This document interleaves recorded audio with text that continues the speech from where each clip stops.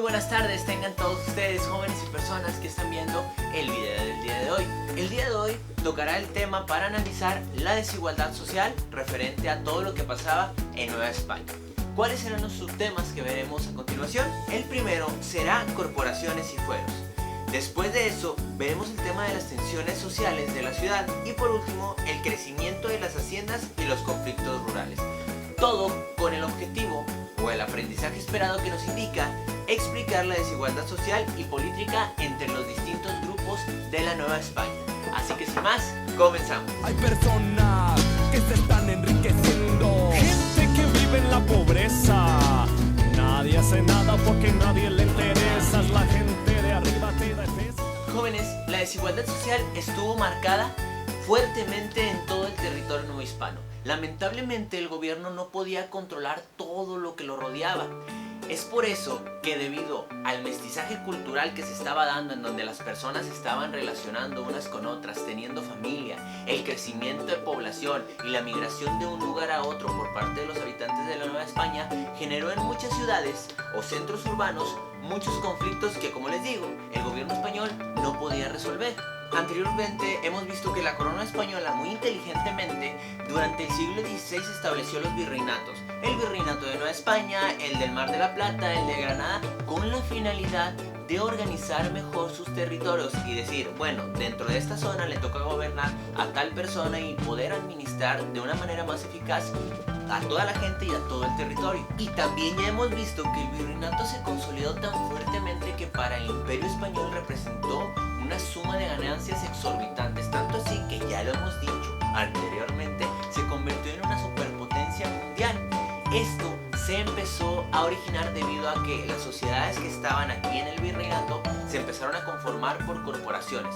Las corporaciones eran un grupo de personas con afinidades similares, los cuales administraron durante mucho tiempo la Nueva España en diferentes ramos, y a partir de ahí podríamos mencionar dos distintas corporaciones. Una de las principales corporaciones durante la época virreinal, sin duda alguna, son los civiles, como la Real Audiencia, el Consulado de Comerciantes, los cabildos y los pueblos de indios.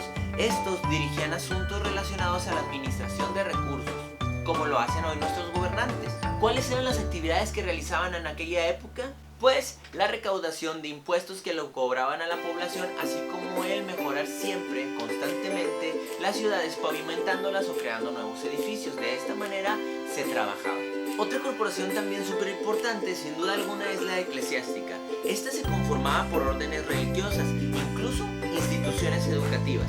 Todas estas se dedicaban a la administración del culto religioso o a obras que beneficiaban a la sociedad en aquel tiempo. También es importante mencionar que a partir de toda esta sociedad virreinal se crearon los gremios. ¿Qué eran los gremios? Bueno, si no las has entendido a las 20 lecciones que casi te he dado de historia, los gremios eran grupos que compartían intereses comunes. Muchos de ellos se dedicaban a la enseñanza de ciertos oficios.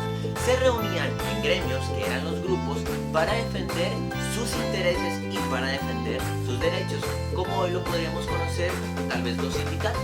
Después de conformarse ya fuertemente una estructura virreinal sólida, con riquezas que daban para hasta repartir en Europa, esta sociedad novohispana se empezó a hacer medio elitista. Estas sociedades que se empezaron a ser elitistas tenían muy en cuenta en poner siempre en primero en sus grandes consorcios o corporaciones, tanto religiosas como civiles, a los españoles. A los criollos pues no les hacían el feo.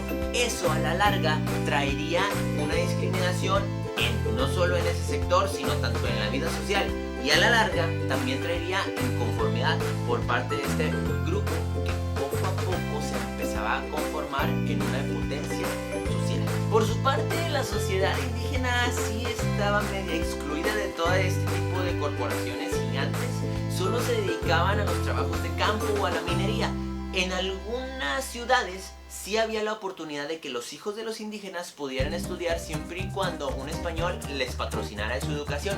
Pero como les digo, ellos no estaban inmiscuidos realmente en los asuntos políticos del país, lo cual a la larga se convertiría realmente en un problema, porque en un país, o bueno, ya he mencionado que en aquel tiempo era un virreinato, la participación de las personas es súper importante para que exista una democracia, que en ese tiempo pues no lo había. Por último, es súper importante mencionar que estas grandes corporaciones que te dejaban muchas riquezas tenían un derecho, las personas que trabajaban en ellas. ¿Y de qué derecho te estoy hablando? Pequeño, incipiente, alumno, aprendiz. Pues te estoy hablando del fuero. El fuero, tanto en ese tiempo como hoy en día, sirve para que un representante político no sea juzgado en su momento por algunas acciones que ha realizado.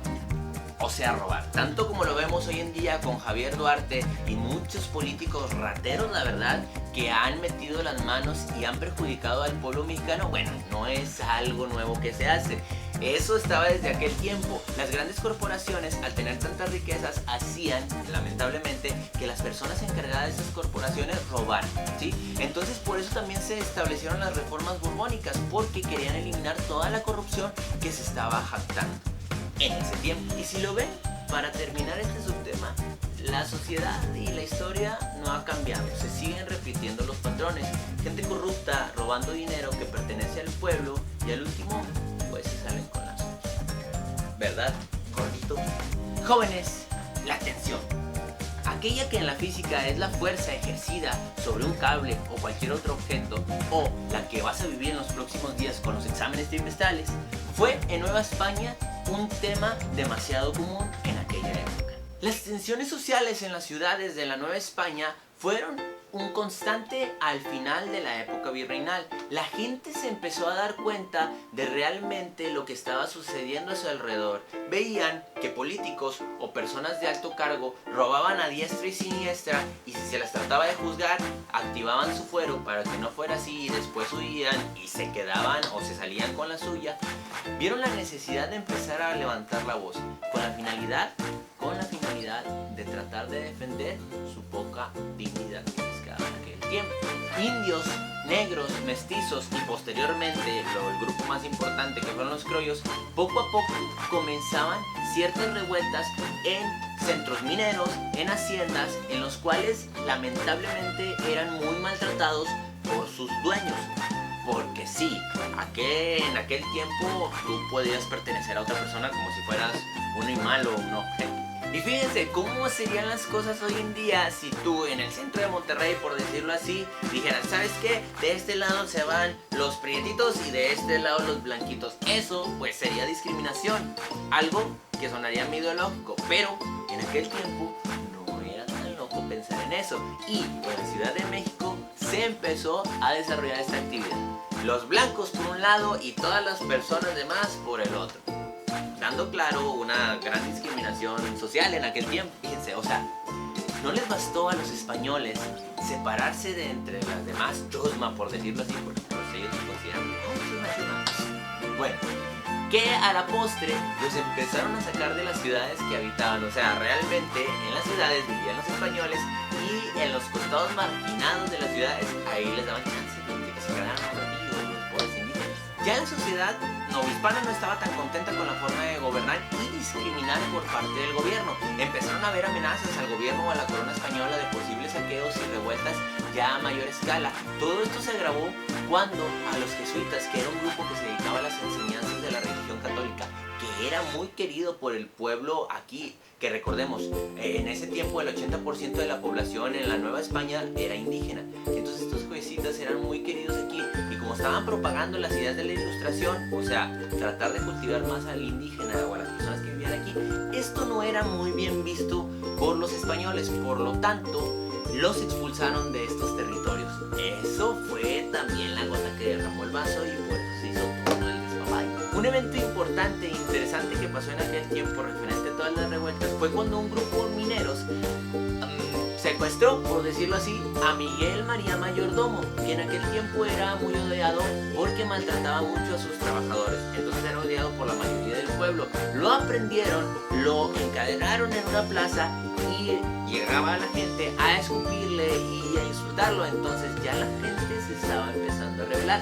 Las cosas no eran tan bonitas como la corona las pinta. Jóvenes, jovencitas y jovenazos, todas las personas que estén viendo este video, el siguiente tema habla del crecimiento crecimiento de las haciendas y los conflictos rurales. A finales del siglo XVII, los indígenas se vieron en la necesidad de abandonar sus comunidades rurales. ¿Por qué? Porque la comida y todo el sector agrícola comenzaba a escasear de gran manera, de tal modo que a estas personas no les quedaba más de otra que ir a pedir a haciendas trabajo, el peón, que era sumamente castigado y muy mal pagado.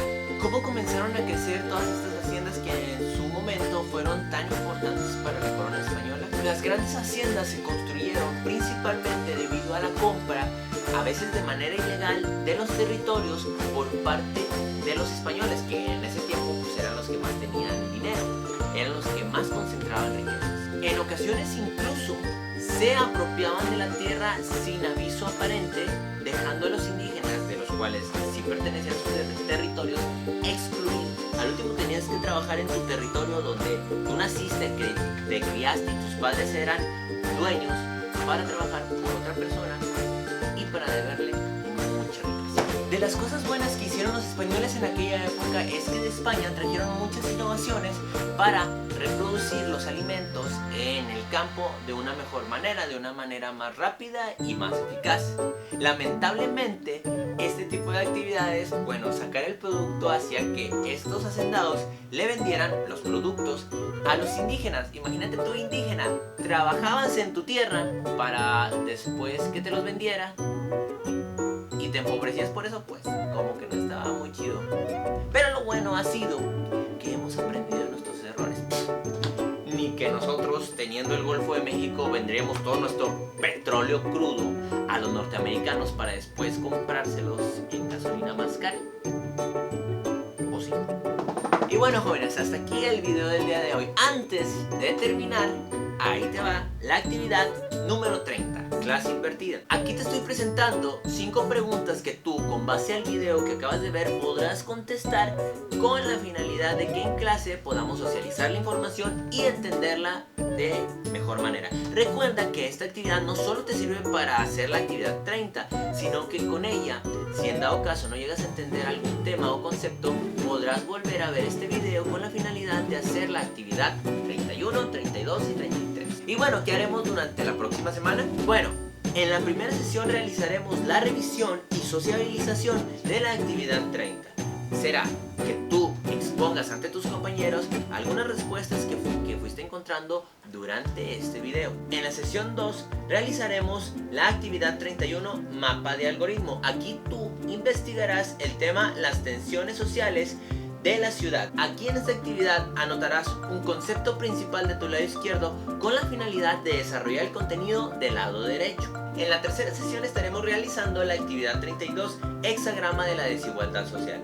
Aquí, con base en el video, también en las presentaciones del libro y en la presentación que yo te voy a brindar ese día, podrás realizar 4 preguntas con sus 4 respuestas al interior de los cuadros, así como también describir una idea principal del tema. Ya en la última sesión, y para cerrar, felicidades porque hemos llegado hasta este punto y vamos y más o menos, hemos de realizar la actividad 33, diagrama de flujo. Aquí quiero que tú con tus palabras me expliques cómo era la desigualdad social en aquella época, tanto política como entre las personas. Recuerda que abajo en el primer cuadro podrás anotar la idea principal, aquella que concrete de manera general lo que se ven en los temas. Después en los 3 cuadros de tu derecha, ahí punto por punto me podrás explicar por qué había tanta desigualdad en aquella época, quiénes eran las personas que discriminaban y quiénes eran las personas que eran discriminadas. Bueno, jóvenes, hasta aquí el video del día de hoy. Espero que este video te sirva, espero que encuentres respuestas a tus dudas y espero el lunes verte con las actividades ya hechas. Me voy, bye bye.